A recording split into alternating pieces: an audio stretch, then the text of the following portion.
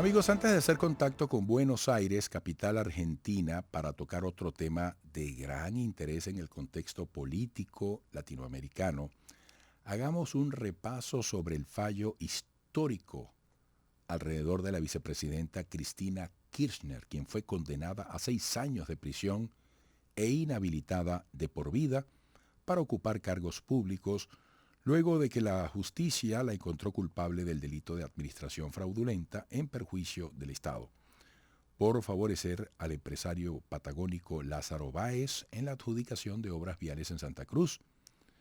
Fue absuelta, en cambio, por el delito de asociación ilícita, la otra figura por la que había sido acusada.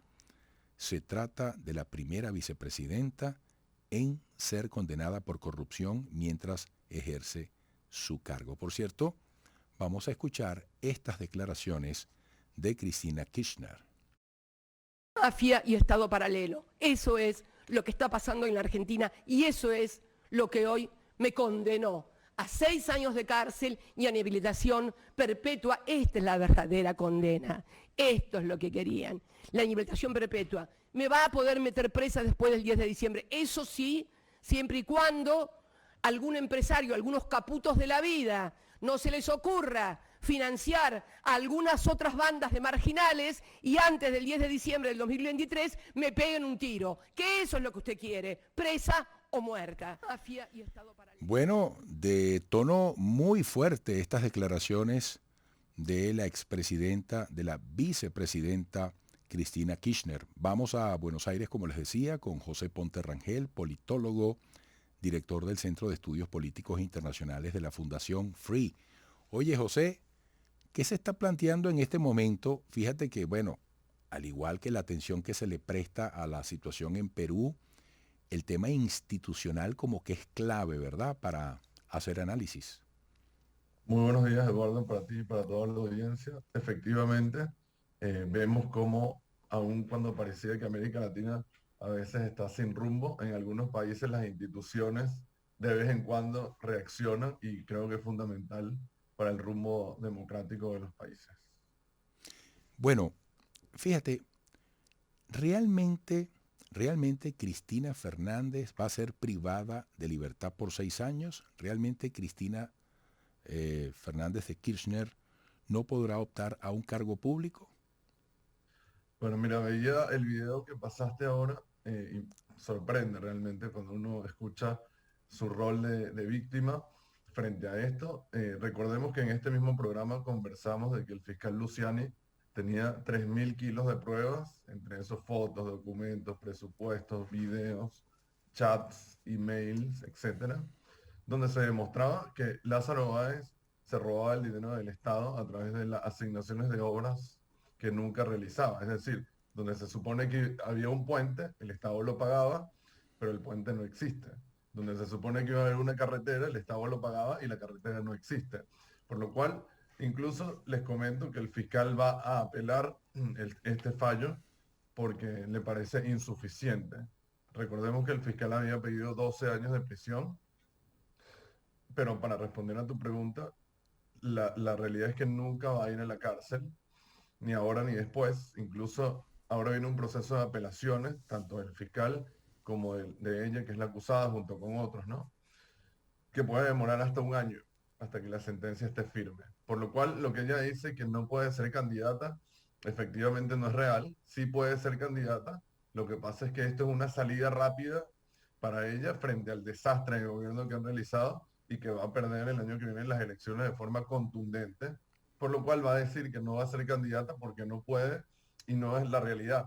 No va a ser candidata porque sabe que va a perder las elecciones.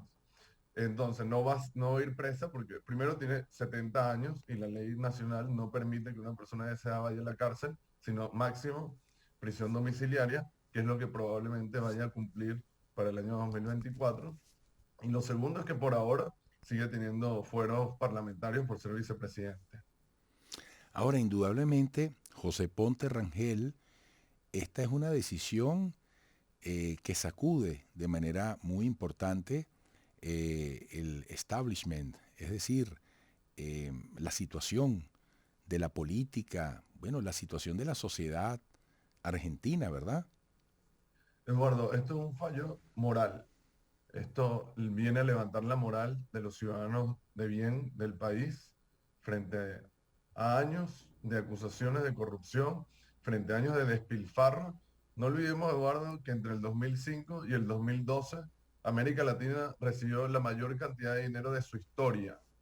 De su historia. América Latina hoy debería ser una potencia mundial como región y sin embargo sigue siendo una de las regiones más desiguales y más pobres del mundo, en parte por gobiernos como el de Cristina Kirchner, que lo que hicieron fue robarse el dinero. La realidad es que moralmente para el país esto es un punto positivo, pero la realidad es que Argentina está atravesando una crisis social y económica muy importante. Ayer salieron los datos de pobreza y estamos sobre el 45% de pobreza, con una característica particular, que Argentina es un país productor de alimentos. Así como Venezuela produce petróleo, y sería una ironía que no haya gasolina, en Argentina sería una ironía que no haya comida, porque producen comida como principal producto de exportación, por lo cual hay una crisis muy importante.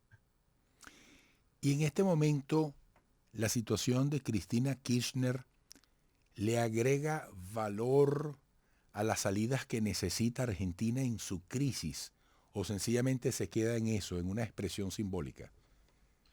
Bueno, como te digo, este fallo es más moral porque realmente nada de lo que sucede, de lo que sentenciaron va a suceder en el corto plazo. Ujú.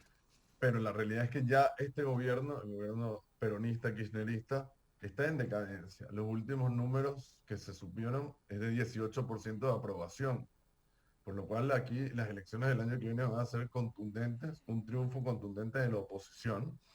Y esto simplemente viene a esto, o sea, hablar de la moral, a decir que no está todo perdido, porque a veces da la sensación de que Argentina, de que los argentinos sienten que está todo perdido. De hecho, yo invito a la audiencia a revisar los números.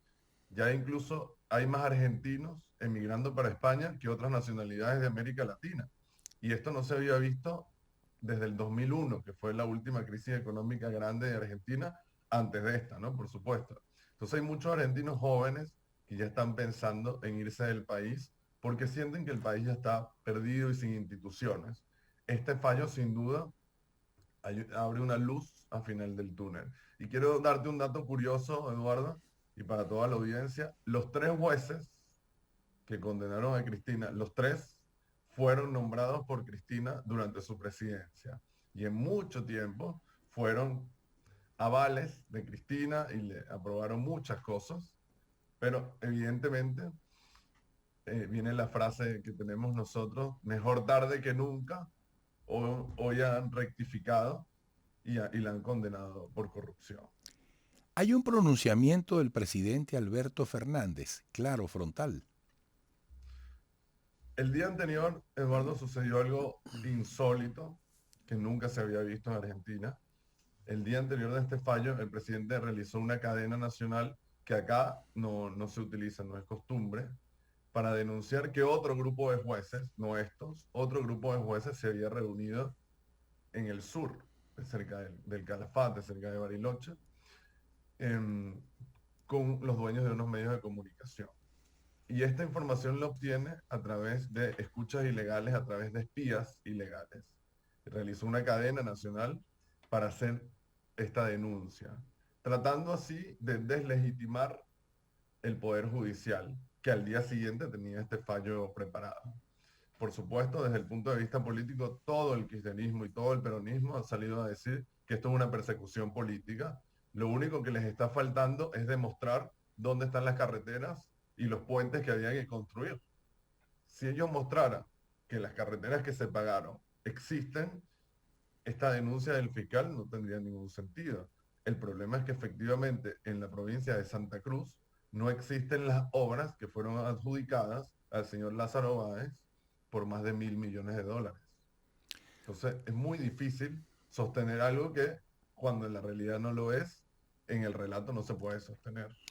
Bueno, muchísimas gracias, José. Contamos contigo para retomar este tema un poco más adelante. Fuerte abrazo, hasta pronto. Un abrazo, Eduardo, que estés muy bien.